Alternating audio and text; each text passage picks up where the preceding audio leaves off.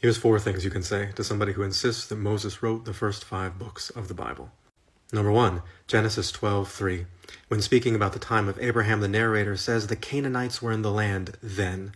This comment locates the narrator in a time when the Canaanites are no longer in the land, and that wouldn't be until centuries after Moses' death, probably well into the monarchical period. Moses could not have written this. Number 2, in Numbers 12:3, the narrator says that Moses is the most humble man on the entire face of the earth.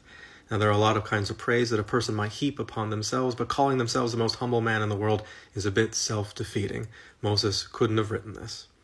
Number 3, in Deuteronomy 1:1, the narrator says, "These are the words that Moses spoke on the other side of the Jordan River."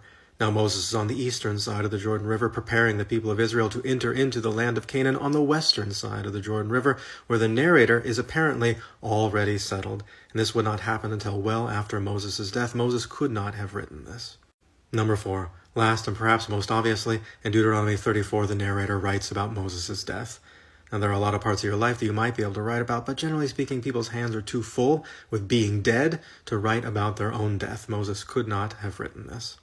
Those are 4 pretty simple things I think you could point out to most people to persuade them that Moses did not write the first 5 books of the Bible. Now, there are more complicated arguments you can make for sure. For example, the Pentateuch, or the first 5 books of the Bible, has evidence of centuries of development in the Hebrew language, something that would not occur over the course of a single person's lifetime. Or you could point out all the unnecessary repetition and contradictions in the first 5 books of the Bible that is poorly explained by attributing it to a single author.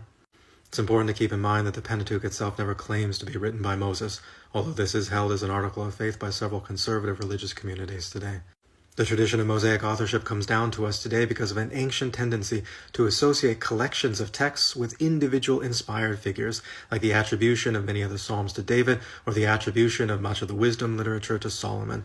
This is an older way of thinking about the normative status of texts, not an accurate description of their authorship. John Collins, in his introduction to the Hebrew Bible, has a concise description of how the tradition of Mosaic authorship accumulated over time, along with a quick description of how that tradition was challenged by more critical forms of scholarship.